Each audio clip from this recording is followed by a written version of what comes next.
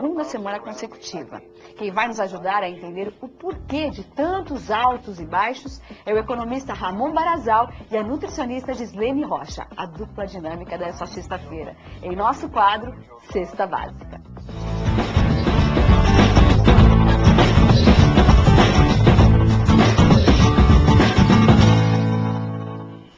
Uma ótima sexta-feira 13. Com muita sorte, hein, gente? Eu queria dizer o seguinte, quem está em casa nos assistindo é gente que tem muita sorte na sexta-feira. Não é verdade? O simples só de assistir a Revista Mais já significa que tem sorte realmente. É verdade. Tudo bom, Ramon? Tudo bem, tudo bem. Então, tudo bem, gente? Sim, tudo bem. Boa tarde. Um pouquinho rouca hoje, mas tudo bem. É de tanto trabalhar, né? É bastante, de tanta informação, de tanto falar. É.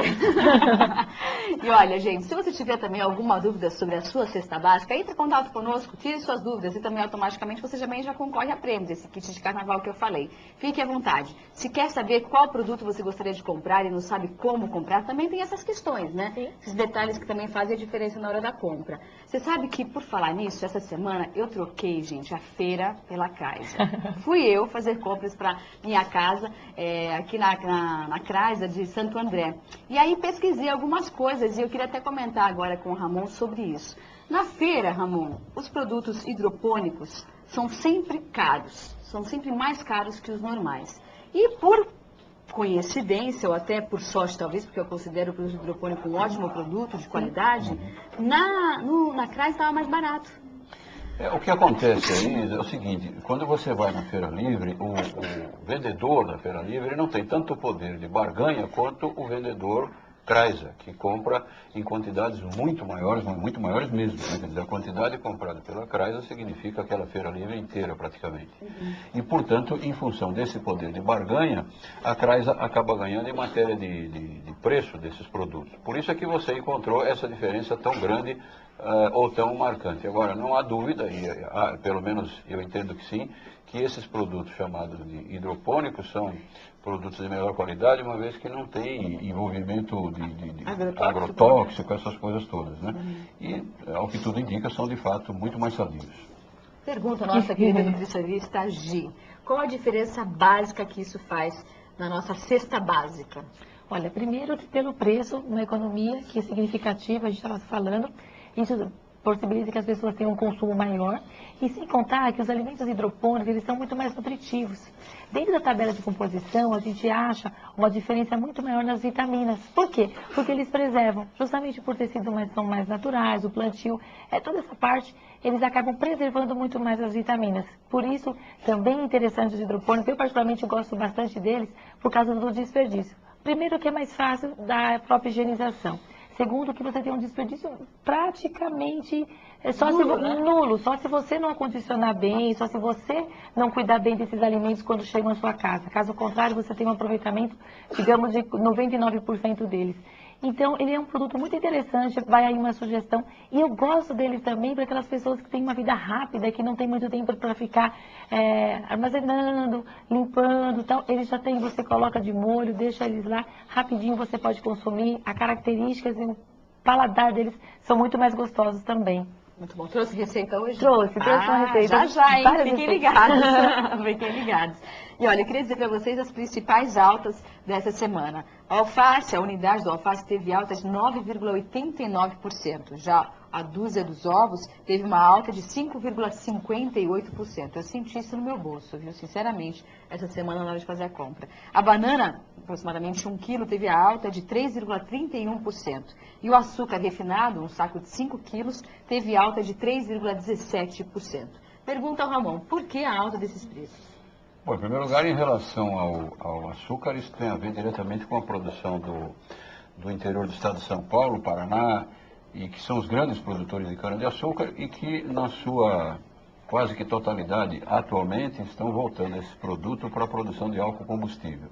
E o açúcar no mercado internacional, ele continua tendo esse crescimento de preços, principalmente a partir do final de dezembro, onde foi que o preço do açúcar acabou atingindo o menor nível no mercado internacional. Então a coisa se reverteu nesse momento. Agora, é bem possível também que as pessoas, em função disso, comecem a consumir um outro tipo de de adoçante ao invés do açúcar refinado. E o açúcar mascavo? Pois é, alguma coisa assim. Ou então simplesmente reduzirem o consumo do açúcar, até porque a Gislene já nos ensinou aqui que muito açúcar acaba fazendo mal para a nossa saúde. E as pessoas às vezes exageram. Ontem mesmo eu fui tomar um café e a pessoa tinha preparado o café já com açúcar e depois eu joguei uma colher de açúcar. Às vezes ficou aí ficou açúcar com sal, com açúcar com café. E o resultado final foi açúcar na pia.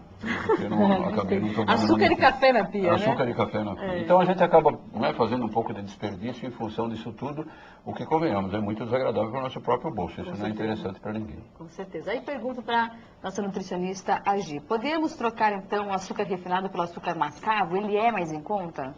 Olha, Isabelle, do ponto de vista nutricional, ele é fantástico. Porque, assim, todo alimento que é refinado, ele perde as características originais, portanto, ele perde muitos valores nutricionais, ele deixa de ser saudável. O açúcar branco, praticamente, ele tem o que a gente chama de calorias vazias. Ele só serve para adoçar e para nos dar uma energia, mas ele não é nutritivo, ele não tem as características. O mascavo, o mel, os açúcares, até o cristal, ele acaba sendo mais nutritivo. Por quê? Porque ele está mais íntegro, ele está mais próximo ao original. Então, sempre que o consumo puder ser de um alimento integral ou que seja menos refinado, ele é fantástico. Então, para a nossa saúde, é muito melhor. Entendi. Hoje de manhã eu fui tomar um cafezinho na padaria e para variar eu fui pedir o pãozinho na chapa. Mas agora eu descobri, gente, que tem o pãozinho francês integral na chapa. Sim. Tá vendo? Vivendo e aprendendo. Agora eu deixei de lado o pãozinho francês tradicional e agora eu consumo o pãozinho francês integral. Olha só que novidade interessante. Pergunto agora para o Ramon e depois para a nossa querida Agi. Por que a alta do pão? Porque hoje em dia o pão ele é pesado, né? Você não compra mais pão por unidade, você compra por quilo. Isso. Né? E por que o aumento do preço do pão? Bom, aí você tem dois componentes. Quer dizer, em primeiro lugar, o problema da importação do trigo, que nós estamos, enfim, vivendo duramente. O problema da Argentina persiste, né? Os argentinos vêm atravessando, como eu dizia na semana passada, uma seca muito prolongada, a produção do trigo tem caído e o Brasil tem enfrentado o problema de preço do trigo no mercado internacional. Agora, o outro componente que entra nisso é exatamente essa modificação de unidade para quilo. As pessoas estão muito, mas muito acostumadas a comprar os pães, especialmente o pãozinho francês, por unidade. Né? Me dá aí 5 pãezinhos, meia dúzia, 10, 20. Exatamente. E ninguém chega lá e diz, eu quero 1 quilo de pão francês. Ou 320 gramas de pãozinhos e tal. Então, esse pãozinho francês comprado por quilo, a modificação foi feita exatamente por quê? Porque o dono da padaria, não estou me referindo a todos, mas muitos deles faziam o seguinte, iam diminuindo o tamanho do pãozinho, de maneira que eles ganhavam mais dinheiro com o mesmo pãozinho, porque o peso era menor. E então vem essa lei e diz assim, não, daqui para frente você vai ter que vender o pãozinho por quilo e não mais por unidade. Então, se o sujeito comprou a quantidade que for de pãezinhos, o que importa é o peso final. Como alguns padeiros perceberam que poderiam estar perdendo dinheiro com isso, que eles fizeram aumentar o preço do pãozinho exatamente para se compensar do prejuízo que tomaram lá atrás. Entendi. E essa mecânica acaba esbarrando no bolso do consumidor, e os consumidores somos nós que vamos pagar a conta. Agora, me parece que esse pãozinho que eu falei para vocês, que é o pãozinho francês integral, me parece que ele é mais pesado. Pelo menos se eu colocar o pãozinho francês tradicional numa mão e o pãozinho integral francês na outra, me parece que o pão francês integral é mais pesado.